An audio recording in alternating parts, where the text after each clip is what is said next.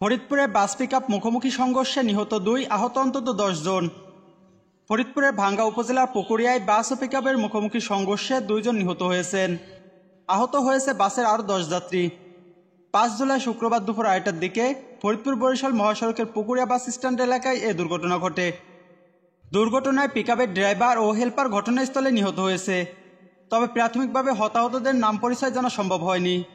খবর পেয়ে ঘটনাস্থলে উপস্থিত হয়ে ভাঙ্গা ফায়ার সার্ভিস ও ভাঙ্গা হাইওয়ে পুলিশ উদ্ধার কাজে অংশ নেয়।